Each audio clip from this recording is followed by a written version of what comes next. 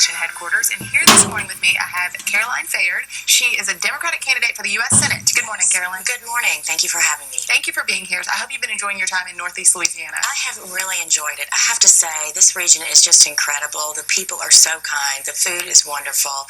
And, it just reminds me how much of Louisiana, how much we have to offer everyone. Yes, large state, lots going on. So jumping right into some of the issues that your campaign focuses on, I have a list here: equal pay for equal work, American families deserving a living wage. Can you talk to me a little bit about that? Sure. And I just do want to preface my remarks because we have had some recent tragic events between Baton Rouge and Minnesota and also Dallas.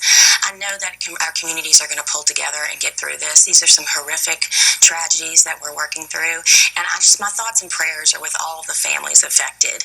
But that kind of leads me into where we need to go as a country and what matters to me. And I appreciate you bringing up these issues. For the first one would be equal pay for equal work. As most people probably know, in Louisiana, we have 53% of our households headed by single women who are working.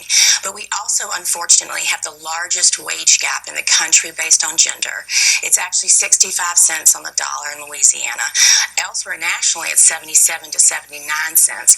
And for working women of color, it's even less. And so what we need to do is try to level those scales, because these women that are working and providing for their families, sometimes 2 or 3 jobs, deserve equal purchasing power. And what I've done is I've pledged as the next United States Senator to take 65% of my salary in solidarity with these women. And we're going to donate the remaining 35% to charities that are focused on families in Louisiana. And I'm going to do that until hopefully Congress pays attention to this issue and we can pass the Paycheck Fairness Act. Wow. I know a couple months ago we ran a story on a vote that had come up, and so many people in the state say that they support gender pay equality, but when it comes down to it, they really didn't. The vote, failed. So that is awesome that you are making that pledge to, give up part of your salary. Well, I appreciate that. I mean, people need to understand it's really about ego. It's not, it's about eating, not ego. I mean, the loaf of bread that you and I buy is the same amount that a man would buy. It costs us the same. And so anybody who has a woman in their life who is working should want this transparent wage. They should want fairness, because it's just about how we move our economy forward and provide for our children. Our families. A couple of other issues. I know you mentioned student loan debt. Yes. Something you also focus on in your campaign. Yes. So, I'm not too far removed from graduate school and not too far removed from college. And there's so many people today that want to enter the economy, and they want to be prepared, and they want to be able to enter and have the markers of adulthood, whether it's buying a car, buying a home, being able to get married. But they come out of school with debt that's burdensome, and it takes forever to pay it off. And they delay other choices that would be right for their community and their families. And so what we have to do is be able to allow people to afford to better themselves, go to college, reach that American dream. But when they get out, they need to be able to refinance these loans in the way that you could do, say, for your house. If a mortgage came along and the interest rates dropped, you would be able to refinance them. The way the federal system is set up right now, your federal loans, you consolidate them once and you're locked in. And that's just not the way we should be treating people that are trying to invest in themselves. And trying to better themselves. Exactly. And ultimately better our state. Exactly. As they join the workforce. Frankly, it affects all, from children to parents. I mean, any parent that's trying to launch a child to be a productive citizen, they understand the weight. When Americans themselves, our balance sheets are underwater, and you hear things like corporate bailouts, it really makes people think the system is not working for them.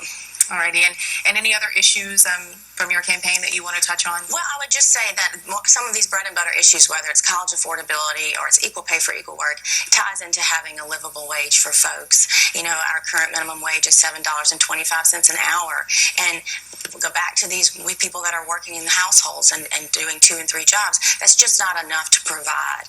And this is a way people need to understand. If we treat each other with potential of human beings, and it goes into everything we talk about with community, and we grow each other and we trust each other, then we just become stronger for it. So I want to send a message to Washington. I want to go up and work hard for Louisiana, bring Louisiana values up there. I'm a very conservative Democrat from Livingston Parish, and I want to be able to promote what we know works in Washington, D.C., but also return a good value for our families here at home. Alrighty. And where can people find more information on the issues you're working on and follow your campaign and your road to the...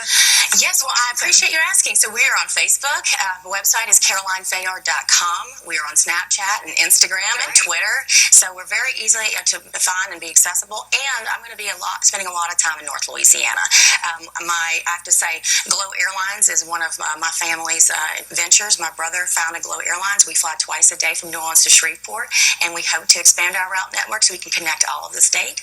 And it's just wonderful to be here. So thank you for having me. Yes, thank you so much for coming on this morning. Thank you. And we will have this on our